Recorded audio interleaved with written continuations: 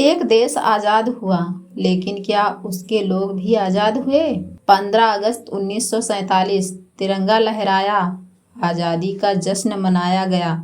लोगों ने कहा अंग्रेज चले गए, भारत आजाद हो गया। लेकिन जरा रुकिए, अगर एक बच्चा स्कूल में इसलिए पीछे बैठाया जाए क्योंकि वह किस घर में पैदा हुआ है, अगर किसी इंसान को उसके जन्म के कारण छोटा समझा जाए, अगर किसी गरीब की आवाज़ को इसलिए दबा दिया जाए क्योंकि उसकी जेब खाली है, अगर किसी महिला के सपनों को इसलिए रोक दिया जाए क्योंकि वह महिला है, तो सिर्फ सवाल उठता है, क्या सिर्फ अंग्रेजों का चले जाना ही आज़ादी थी? और अगर नहीं तो फिर असली आज़ादी क्या है? यही सवाल आज की कहानी है और इस सवाल का जवाब हमें उस महापुरुष के जीवन और विचारों से मिलता है जिसने कहा कि इंसान की जिंदगी उसकी जाति से नहीं, उसकी मानवता और उसके अधिकारों से तय होनी चाहिए। वह नाम था डॉक्टर भीमराव अंबेडकर।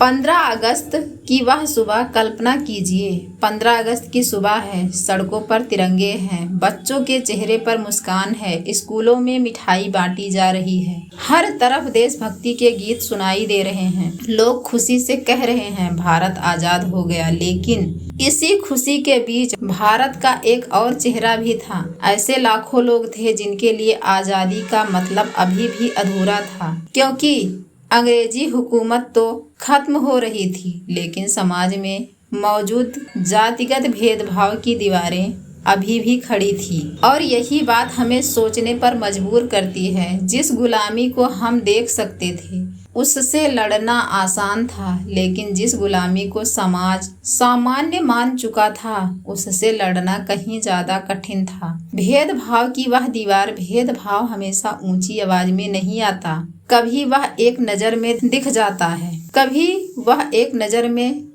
दिखा देता है, कभी किसी के शब्दों में, कभी किसी के व्यवहार में, कभी किसी अवसर को रोक देने में, और कभी सिर्फ इसलिए किसी बच्चे से दूरी बनाने में क्योंकि वह किस परिवार में पैदा हुआ है। सोचिए, एक बच्चा किताब लेकर स्कूल जाता है, उसकी आंखों में सपना है, वह पढ़ना चाहता है, वह आगे बढ़ना चाहता है, लेकिन अगर समाज उसके सपने से पहले उसकी जाति देख ले तो उस बच्चे के सामने सबसे बड़ी परीक्षा किताब की नहीं होती, उसकी परीक्षा होती है अपने आत्म विश्वास को जिंदा रखने की। और यही वह जगह है जहां बाबा साहब का जीवन हमें उम्मीद देता है। बाबा साहब ने हार मानना नहीं सीखा। बाबा साहब ने अपने जीवन में भेदभाव का सामना किया, लेकिन उन्होंने यह तय नहीं किया कि मेरे साथ ऐसा हुआ इसलिए मेरी जिंदगी खत्म है। उन्होंने उल्टा रास्ता चुना। उन्होंने शिक्षा को अपना हथियार बनाया, कठिनाइयों के बावजूद पढ़ाई जारी रखी, उच्च शिक्षा हासिल की, कानून, अर्थशास्त्र और राजनीति का अध्ययन किया और फिर अपने ज्ञान को सिर्फ अपनी सफलता तक सीमित नहीं रखा। उन्होंने ज्ञान को उन लोगों की आवाज बनाया जिन्हें सदियों से बोलने का पूरा अवसर नहीं मिला था। यही बाबा साहब की सबसे बड़ी प्रेरणा है। परिस्थितियां आपको रोक सकती हैं, लेकिन अगर आपका हौसला जिंदा है तो वह परिस्थितियां आपकी ताकत भी बन सकती हैं। एक किताब और एक सपना। कल्पना कीजिए एक ऐसे बच्चे की जिसके घर में सुविधाएं कम हैं, जिसके पास महंगी किताबें नहीं हैं, जिसके आसपास के लोग उसे बराबर बताते हैं तुमसे नहीं होगा, लेकिन वह बच्चा एक किताब खोलता है, वह पढ़ता है, फिर पढ़ता है, फिर असफल होता है, फिर उठता है और खुद से कहता है मैं अपनी शुरुआत नहीं बदल सकता, लेकिन अपनी मंजिल जरूर बदल सकता हूँ। यही संदेश हर उस बच्चे के लिए है जिसे आज भी उसकी गरीबी, उसकी जाति, उसके परिवार या उसके हालात के कारण कम समझा जाता है। बाबा साहब का जीवन कहता है अपनी परिस्थितियों को अपनी पहचान मत बनने दीजिए। आज़ाद भारत और संविधान 1947 में भारत स्वतंत्र हुआ, लेकिन स्वतंत्रता भारत को एक मजबूत लोकतांत्रिक व्यवस्था की जरूरत थी। देश को ऐसे नियम चाहिए थे जो हर नागरिक के अधिकारों की रक्षा कर सके, और इसी प्रक्रिया में संविधान निर्माण का ऐतिहासिक कार्य सामने आया। बाबा साहब डॉक्टर भीमराव अंबेडकर संविधान सभा में महत्वपूर्ण भूमिका में थे और प्रारूप समिति के अध्यक्ष बने। अब जरा इस इतिहास को दिल में महसूस कीजिए। जिस व्यक्ति ने अपने जीवन में सामाजिक भेदभाव देखा था, उसी व्यक्ति ने ऐसे संविधान के निर्माण में महत्वपूर्ण भूमिका निभाई जिसमें समानता और नागरिक अधिकारों को केंद्रीय स्थान मिला। संविधान की ताकत। भारतीय संविधान का अनुच्छेद 14 कानून के समक्ष समानता की बात करता है।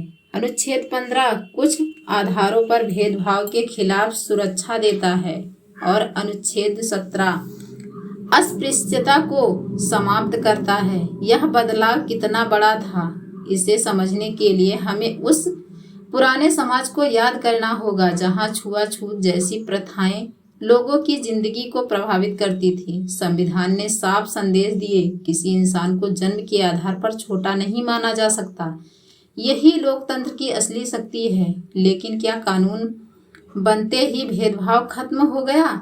नहीं, और यही इस कहानी की सबसे बड़ी सच्चाई है। कानून रास्ता दिखा सकता है, लेकिन समाज को उस रास्ते पर चलना पड़ता है। संविधान बराबरी कह सकता है, लेकिन अगर हमारी सोच बराबरी को स्वीकार नहीं करती तो समस्या भी बाकी है। इसलिए आज जब हम पूछते हैं क्या भेदभाव खत्म हो गया, तो जवाब सिर्फ कानून देखकर नहीं दिया जा सकता। हमें अपने आसपास देखना होगा, अपने व्यवहार को देखना होगा, अपने शब्दों को देखना होगा और सबसे पहले अपने भीतर देखना होगा। भेदभाव सिर्फ बाहर नहीं, सोच में भी होता है। कई बार हम कहते हैं मैं किसी से भेदभाव नहीं करता, लेकिन क्या हम अपने घर में काम करने वाले व्यक्ति से उसी सम्मान से बात करते हैं जिस सम्मान से अपने परिवार के सदस्य से करते हैं? क्या हम गरीब के बच्चे को भी उतना ही योग्य मानते हैं जितना अमीर के बच्चे को? क्या हम किसी व्यक्ति की जात जानने के बाद उसके प्रति अपना व्यवहार बदल देते हैं? क्या हम किसी के काम को उसकी इंसानियत से बड़ा मान लेते हैं? अगर इन सवालों में ऐसे किसी का जवाब हमें असहज करता है, तो शायद हमें आज़ादी को फिर से समझने की ज़रूरत है। बदलाव कहाँ से शुरू होगा? बदलाव संसद से भी आ सकता है, कानून से भी आ सकता है, सरकार से भी आ सकता है, लेकिन सबसे पहला बदलाव हमारी सोच से आएगा। अगर हम अपने बच्चों को सिखाएं किसी को उसकी जाति से मत पहचानो, अगर हम कहें हर इंसान सम्मान का हकदार है, अगर हम अपने घर से भेदभाव की शुरुआत खत्म करें, तो धीरे धीरे समाज भी बदलेगा। याद रखिए, एक बड़ा बदलाव हमेशा एक छोटी सोच बदलने से शुरू होता है। बहुजन समाज के लिए एक संदेश। अगर आपके सामने कभी कोई ऐसा व्यक्ति आए जो आपको आपकी जाति, आपकी गरीबी, आपके कपड़ों या आपकी परिस्थिति के कारण छोटा समझे, तो अपने अंदर यह बात याद रखिए, आपकी कीमत किसी दूसरे की सोच तय नहीं करती। आपकी कीमत आपकी मेहनत तय करती है। आपकी पहचान आपका संघर्ष बनाता है और आपकी दिशा आपकी शिक्षा तय कर सकती है। इसलिए अपने बच्चों को सिर्फ डिग्री मत दिलाइए, उन्हें संविधान पढ़ाइए, उन्हें इतिहास बताइए, उन्हें अपने अधिकार समझाइए और सबसे ज़रूरी उन्हें यह सिखाइए कि सम्मान मांगा नहीं जाता, सम्मान के योग्य समाज बनाया जाता है। इस 15 अगस्त पर एक नया संकल्प। इस बार जब तिरंगा फहराइए तो सिर्फ एक दिन की देशभक्ति मत दिखाइए। एक संकल्प लीजिए, मैं किसी इंसान को उसकी जाति से छोटा नहीं समझूंगा, मैं शिक्षा को बढ़ावा दूंगा, मैं संविधान के मूल्यों का सम्मान करूंगा, मैं अपने अधिकार जानूंगा और दूसरों के अधिकारों का भी सम्मान करूंगा। मैं भेदभाव देखकर चुप नहीं रहूंगा, क्योंकि देशभक्ति सिर्फ नारे लगाने का नाम नहीं है। देशभक्ति यह भी है कि आप अपने देश के नागरिकों की गरिमा का सम्मान करें। सबसे बड़ा सवाल तो अब एक बार फिर पूछते हैं, अंग्रेज चले गए लेकिन क्या भेदभाव भी चला गया?